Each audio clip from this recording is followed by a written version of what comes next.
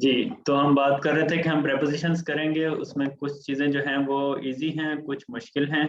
ठीक है, कुछ चीज़ें याद करनी पड़ती हैं हमेशा से और कुछ चीज़ें जो हैं वो आपको समझ के साथ क्लियर हो जाती हैं। ठीक है, तो अभी मैंने आपके लिए जो है वो दो डॉक्यूमेंट्स आज ढूंढे थे, उन्हीं को ही निकाल लेते हैं।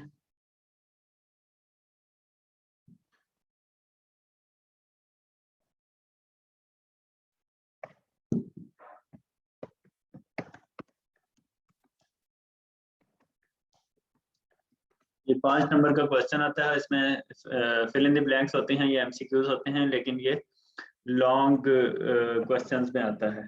ठीक है,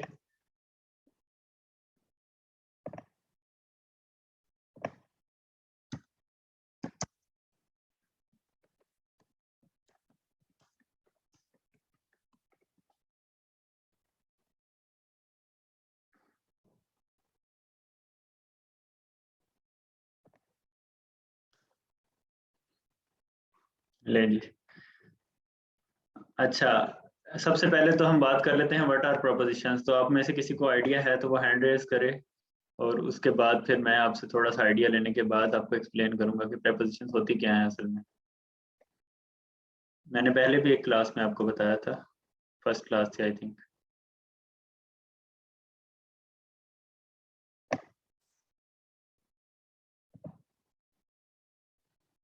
किसी को नहीं पता?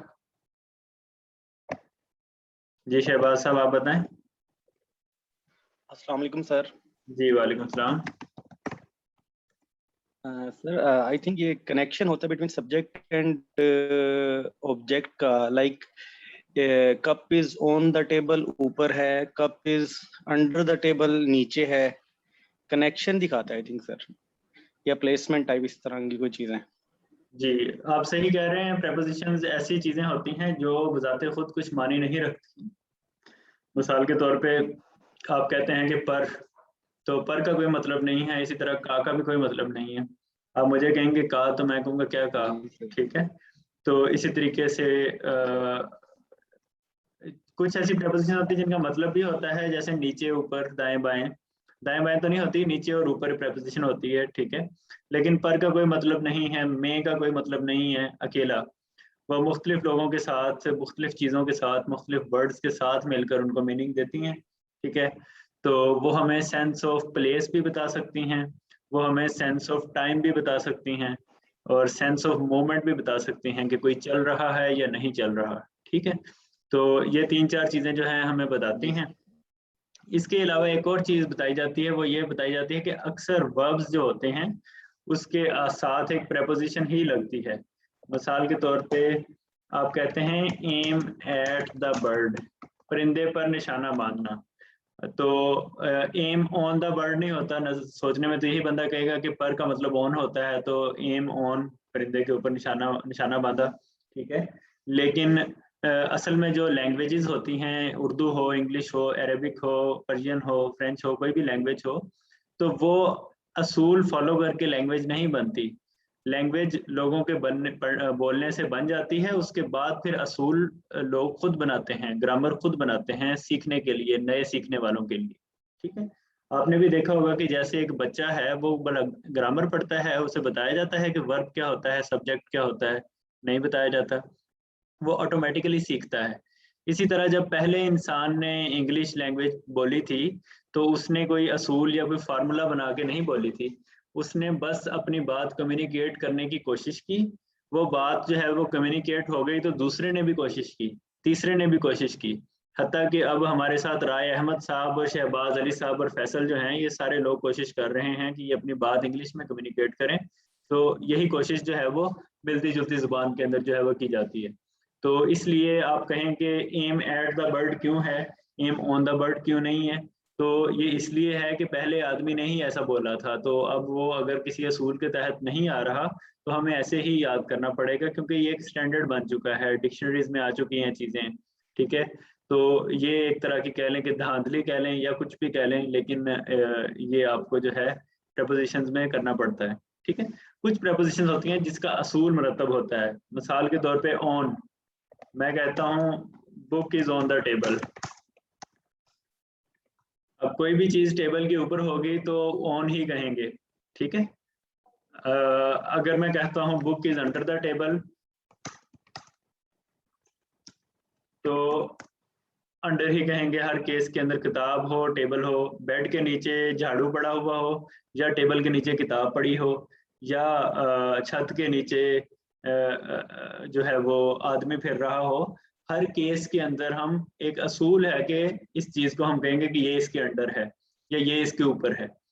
कुछ चीजों में असूल नहीं होता है, जैसे एम एट द बर्ड, ठीक है, परिंदे के ऊपर निशाना बांधना।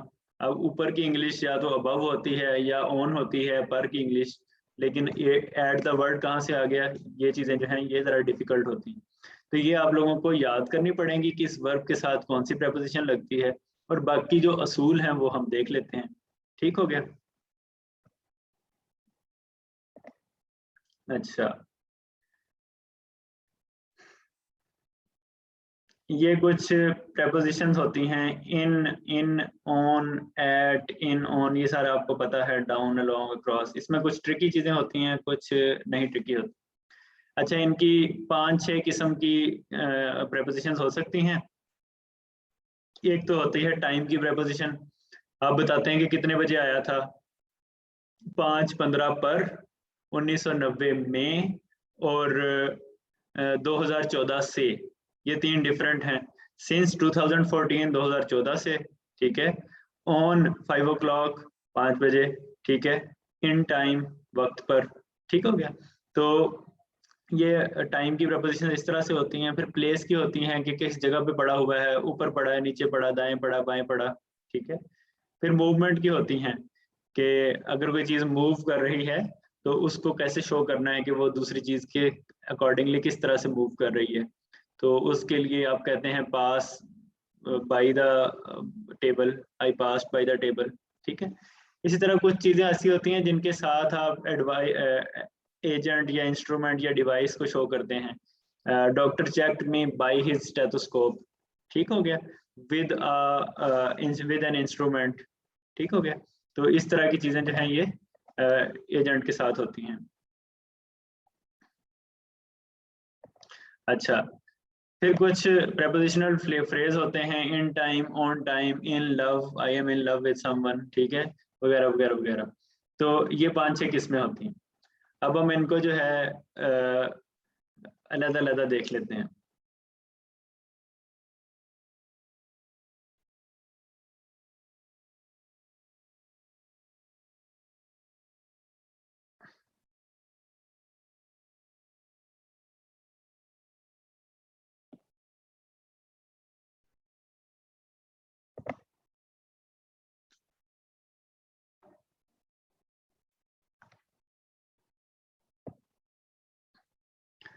सबसे पहले प्रेपोजिशन टाइम की देख लेते हैं।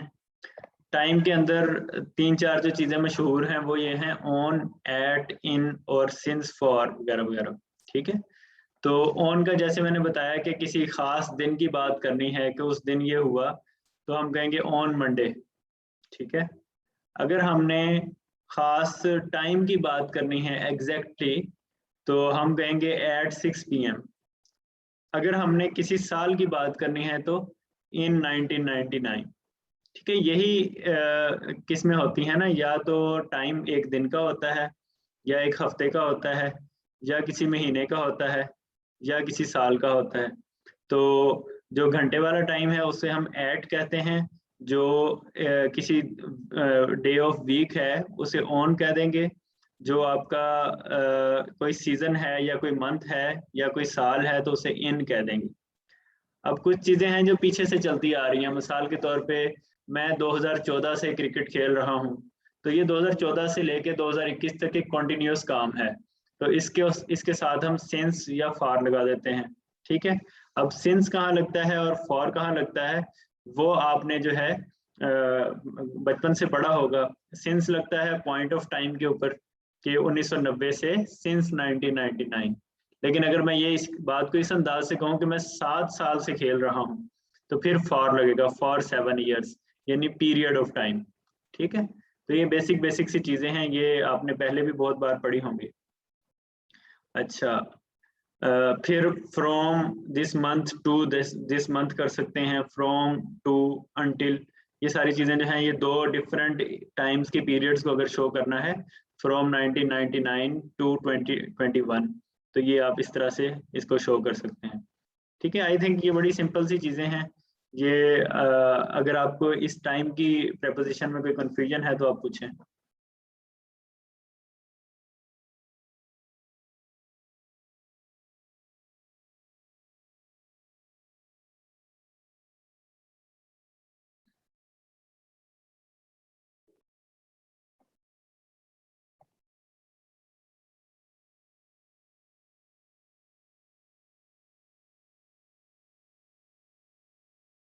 कोई कंफ्यूजन नहीं, चले हम आगे चलते हैं। आगे प्लेस की प्रेपोजिशंस होती हैं। अभी आ गया क्वेश्चन।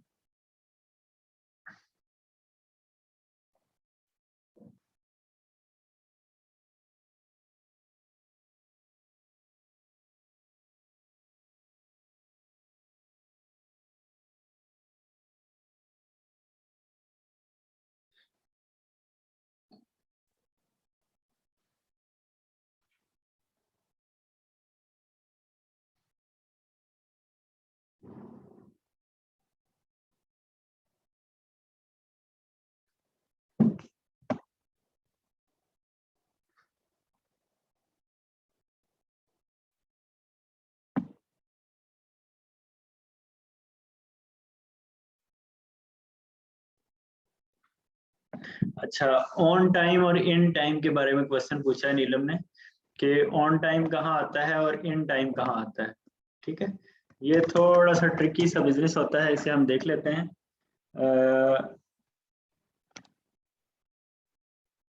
जब आप कहते हैं कि I will do this on time, ठीक है, तो इसका मतलब होता है कि टू मीट अ डेडलाइन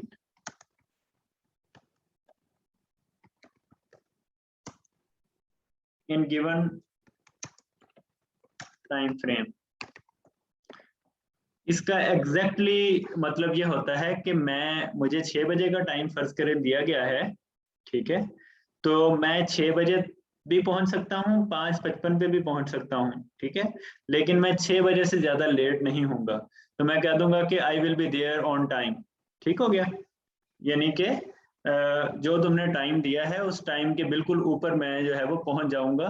उससे पहले भी पहुंच सकता हूँ, मतलब अपनी सेफ्टी के लिए।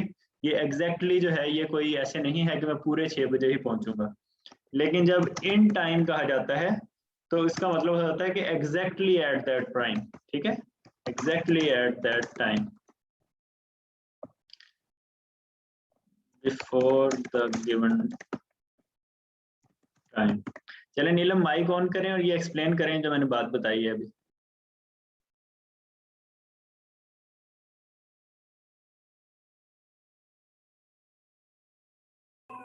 अस्सलाम वालेकुम। जी जी सर, आपने बताया ऑन टाइम जो है वो हमने तब यूज करना है जब एग्जैक्ट टाइम से पहले भी अगर आप पहुंच सकते हैं, मतलब जैसे असाइनमेंट है कोई भी, आपने सपोज उसकी डेडलाइन 5 PM की दी हुई है, तो आप उससे पहले 4:45 या 4:55 तक भी सबमिट करवा दें तो your assignment will be on time.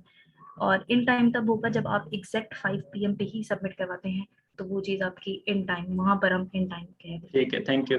अच्छा, अब ये देखें कि फर्ज करें मैं ये कहता हूँ कि कोई ट्रेन जो है वो 8 बजे चलती है, तो मैं ट्रेन लेने के लिए ऑन टाइम जाऊंगा या इन टाइम जाऊंगा? ऑन टाइम जाएंगे। ऑन टाइम जाऊंगा, ठीक है, क्योंकि मैं ट्रेन मिस नहीं करवाना चाहता। अब अगर ट्रेन वाकई ही 8 बजे चली जाती है तो मैं कहूँगा ट्रेन इन टाइम चल गई। ठीक है, I reach the station on time and the train moved in time. ठीक हो गया, तो इससे आपको थोड़ा सा जो है ना वो आइडिया हो जाएगा कि ऑन टाइम डेडलाइन को मीट करने के लिए इस्तेमाल होता है, और इन टाइम एग्जैक्टली उस टाइम को के ऊपर जब कोई काम हो तो उसको कहा जाता है। ठीक है, तो ये हमारा जो है वो प्रेपोजिशन ऑफ टाइम था। उसके साथ अब हम देख लेते हैं प्रेपोजिशंस ऑफ प्लेस। प्लेस के अंदर कुछ चीजें जो हैं वो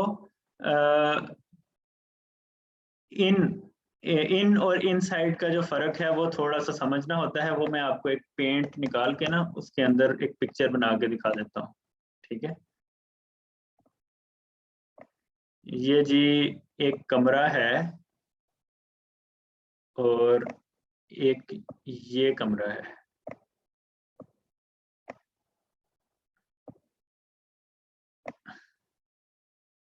ठीक है।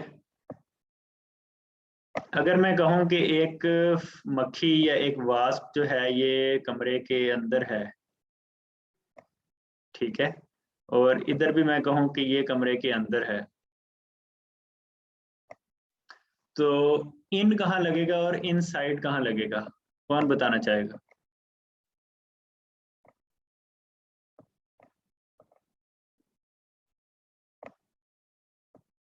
कौन हैंड रेज करेगा? जी शहबाज साहब आप बताएं। अस्सलाम वालेकुम सर। जी वालेकुम सलाम। सर जो रूम कंप्लीटली क्लोज्ड है उसको इनसाइड बोलेंगे और जो ओपन है उसको इन बोलेंगे। ठीक हो गया, थैंक यू। बिल्कुल बिल्कुल यही मैं चाहता था। अगर कोई चीज किसी चीज के अंदर है लेकिन आप उसे बाहर देख सकते हैं या उसका बाहर निकलने का कोई रास्ता मुतय्यन है जो आपको नजर आ रहा है, तो आप कहेंगे कि ये इन है, अंदर तो है लेकिन बाहर भी आ सकती है। लेकिन जब आपकी नजरों से ओझल है, आप उसे देख नहीं पा रहे, तो आप कहेंगे इन साइड, अंदर वाली साइड पे है, मुझे नहीं पता क्या हो रहा है, ठीक है। तो ये इन और इन साइड का जो है ये बेसिक सा फर्क है, होपफुली आपको नहीं भूलेगा। अच्छा, आगे चलते हैं। ऑन का तो आपको क्लियर होगा, कोई भी चीज किसी के ऊपर हो तो ऑन होता है, ठीक है। अगर एट कहते हैं, ऑन और एट में क्या फर्क है ये देख लेते हैं।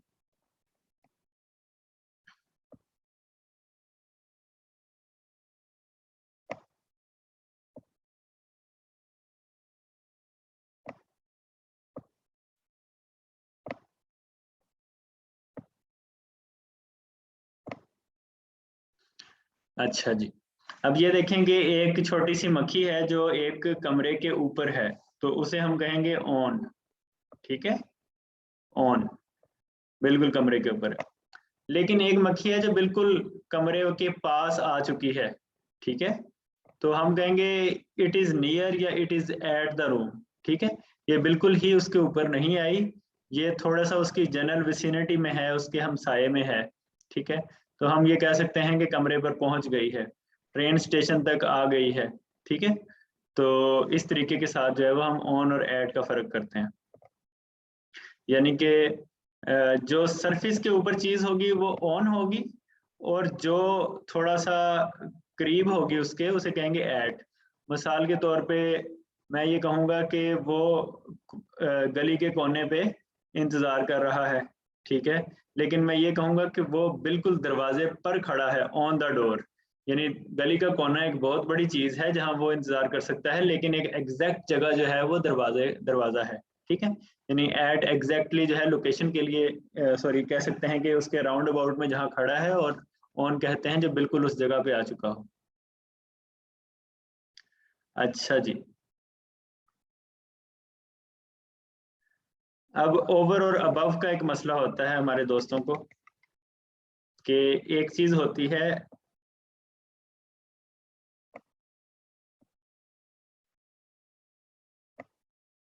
एक चीज है इधर, ठीक है, सॉरी,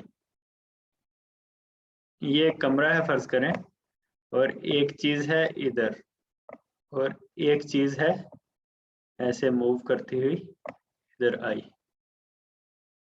या इधर आई। फर्ज करें ये बादल हैं, ठीक है। तो एक चीज होती है जो बिल्कुल एग्जैक्टली आपके ऊपर होती है, उसे कहते हैं ये मुझसे ऊपर है। लेकिन एक ऐसी चीज होती है जो मूव करती करती आपके ऊपर से गुजर कर दाएं बाएं भी जा सकती है, होवर कर सकती है, जिसे इंग्लिश में कहते हैं HOVER, के मूव की और मूव करते करते ऊपर से नीचे से आगे, या आधी ऊपर है आधी आपके साइड पे है, जैसे ये वाली चीज है, ठीक है। तो जो बिल्कुल ऊपर होगी उसे हम कहेंगे ये हमारे अबव है, मुझसे ऊपर है, हाइट में ऊपर है, ठीक है। ऑन जो होता है वो बिल्कुल इस चीज के ऊपर भी पड़ा हो सकता है कि एक छत के ऊपर कोई फर्ज करें चारपाई पड़ी हुई है तो आप कहेंगे कि चारपाई छत के ऊपर है, लेकिन अगर वो चारपाई उड़ने लग जाए और छत के ऊपर ही रहे तो हम कहेंगे ये अबव द रूफ है, यानी रूफ के साथ टच नहीं हो रही, अबव द रूफ चली गई है। ठीक है, इसी तरीके के साथ ओवर जो है, अगर वो चलते चलते ऐसे आ जाए कि आधी छत के ऊपर है और आधी जो है वो किसी और चीज के ऊपर है, तो हम कहेंगे कि वो ओवर द रूफ है, यानी रूफ के ऊपर तो है लेकिन उसके अंदर एक और कैरेक्टरिस्टिक है, वो ये है कि वो पूरी छत के ऊपर नहीं है, आधी छत के ऊपर है, आधी किसी और चीज के ऊपर है। ठीक है, इधर क्लियर हो गया होगा होपफुली। अली कामरान आप बताएं।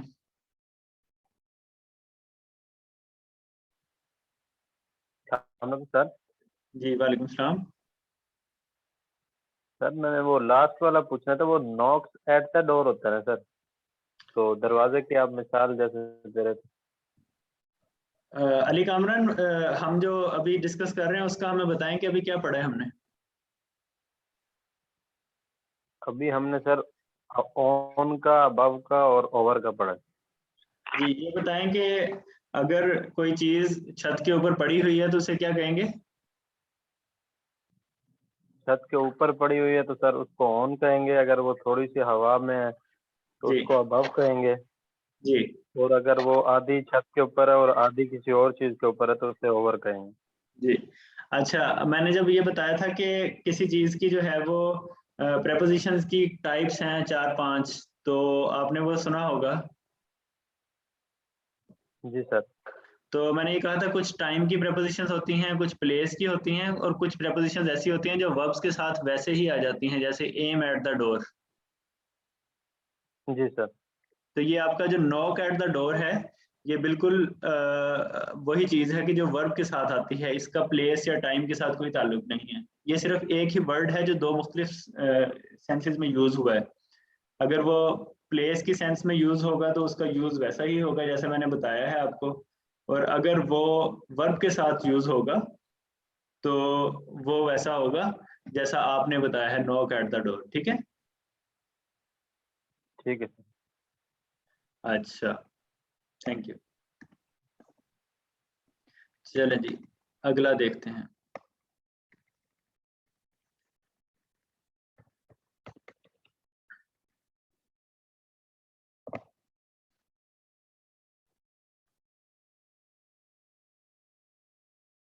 अच्छा, फिर आ जाता है अंडर, अंडरनीथ, बीनीथ, ठीक है, और बिलो।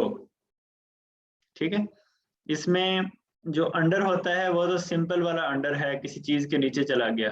ठीक है, खोद खोद के नीचे गए तो उसे कहेंगे अंडर है।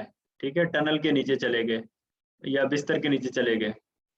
अच्छा, अब एक ऐसी चीज होती है जो कवर तो होती है, ठीक है, लेकिन उसे अनकवर भी कर सकते हैं, तो कहेंगे अंडरनीथ।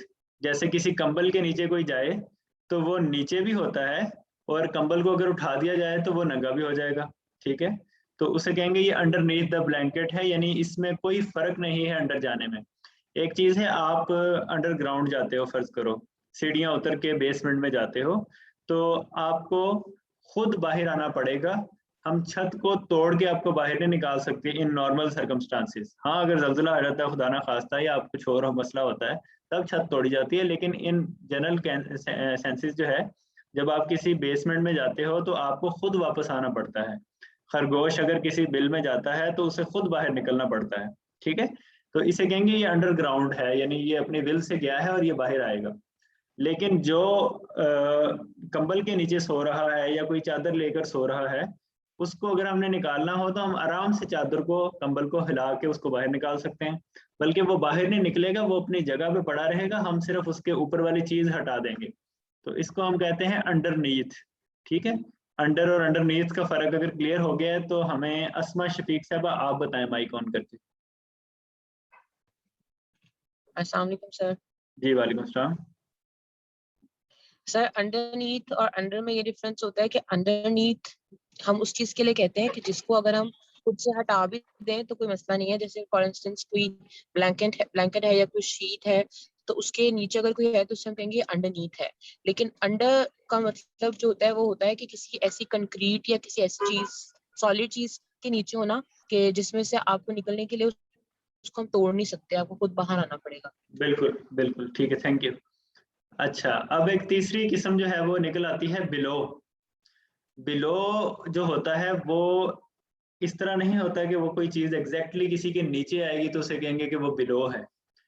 ये हो सकता है कि कराची का समंदर जो है और गिलगित का जो शहर है, ये कितनी दूर दूर हैं, इनका बज़ाहिर आपस में कोई ताल्लुक नहीं है, लेकिन अगर हम हाइट का कंपैरिजन करें तो हम कहेंगे कि जो गिलगित का शहर है, जो कराची का समंदर है, वो गिलगित के शहर से नीचे है। अब आपने अगर उसके पास जाना है, समुद्र के पास, तो गिलगित से कराची जाने में तकरीबन आपको कोई 30-40 घंटे लग जाएंगे गाड़ी पर, ठीक है।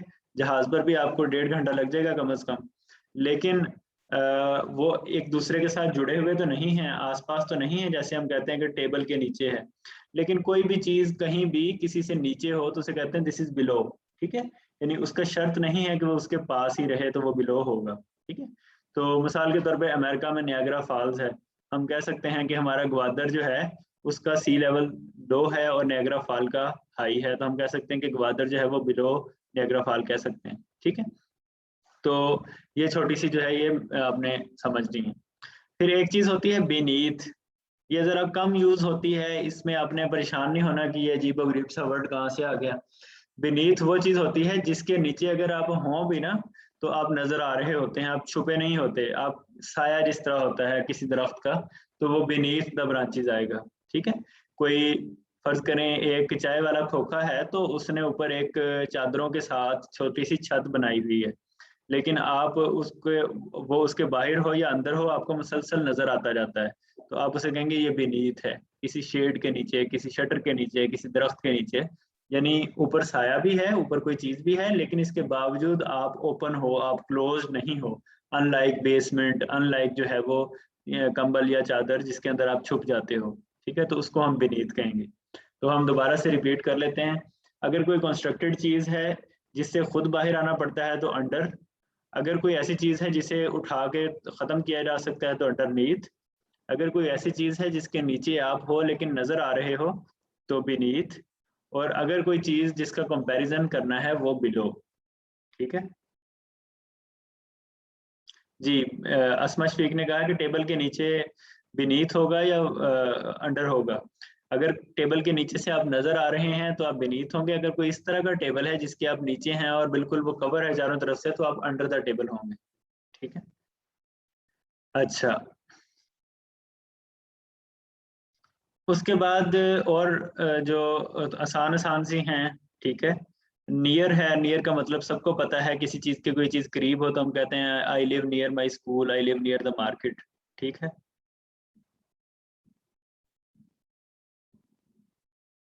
बाई जो होता है वो दूसरी तरह का करीब होता है, we passed by from something, ठीक है। हम ये नहीं कहेंगे कि मैं उसके करीब से गुजरा, तो हम ये कहेंगे आई पास्ड बाई हिम, ठीक है। तो किसी के साथ, किसी के पास हो, नियर भी कहा जा सकता है, लेकिन बाई ज्यादा जो है वो कह लें कि उस चीज को जो चीज किसी दूसरी चीज के बिल्कुल साथ वाक़या है कहते हैं उसके साथ ही है बिल्कुल।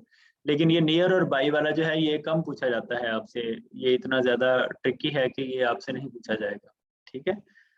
उसके बाद नेक्स्ट टू भी ऐसे ही है आपका, अगर हम साया है तो आप कह सकते हैं कि नेक्स्ट टू, नियर की बजाय, ये ज्यादा कुर्बत बताता है आपको, ठीक है। अच्छा, इसको अगर आप देखे जाए ना तो ये आपको 3 डिफरेंट लेवल्स बताता है। एक चीज है, ये 10 घर बने हुए फर्ज करें, ठीक है, और मैं फर्ज करें कराची में रहता हूँ, तो लाहौर में बैठा हुआ हूँ मैं, और मैं कहता हूँ कि वो मेरे घर के पास है, तो अब वो मेरे घर से 40 फुट के फासले पे भी हो सकता है, वो मेरे घर से 2 किलोमीटर के फासले पे भी हो सकता है। लेकिन एक लाहौर बैठे हुए शख्स ने जब कहना है कि मैं कराची में फलां चीज़ मेरे पास है, मेरे घर के करीब है, तो नियर यूज़ करते हैं, ठीक है। इसका ये नहीं मतलब पता चलता कि कितना नियर है। अगर वो कराची में ही किसी और मोहल्ले में बैठा होगा तो नियर का मतलब ये होगा कि उसकी गली में है या उसके मोहल्ले में है।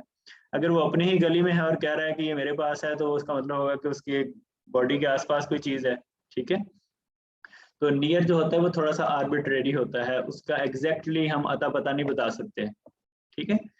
इसकी बजाय अगर मैं कहूँ कि बिल्कुल ही आसपास है, बहुत ही करीब है, तो बाई का वर्ड यूज किया जा सकता है। मिसाल के तौर पे आप दही लेने जाते हैं बाजार से, साथ ही एक ग्रोसरी शॉप भी है, तो आप कह सकते हैं कि दही की दुकान के साथ ही ग्रोसरी शॉप है, यानी बाई द कह सकते हैं योगर्ट स्टोर।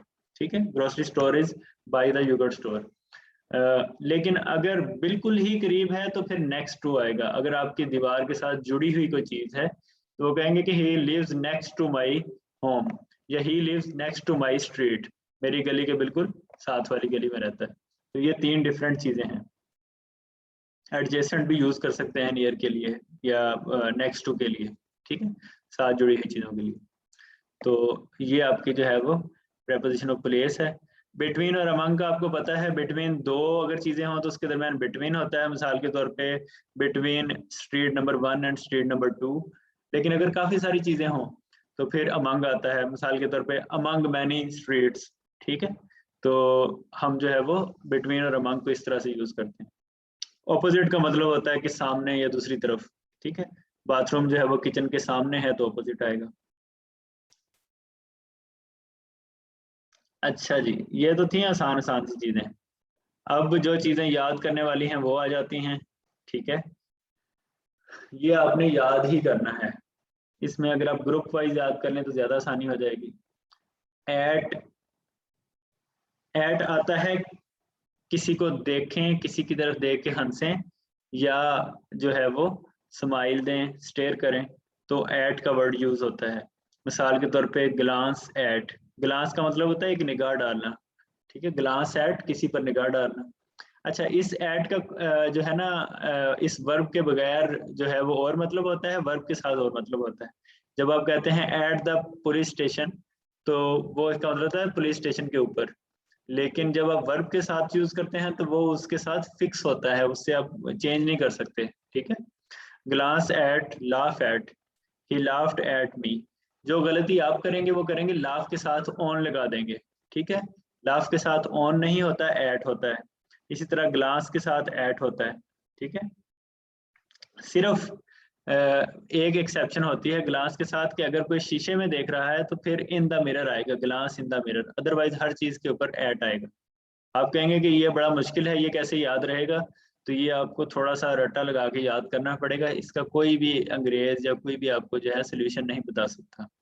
इसी तरह लुक एट होता है, रिजवाइज्ड यानी खुश होना एट होता है, स्माइल्ड एट होता है किसी में मुस्कुराना, स्टेयरिंग एट होता है।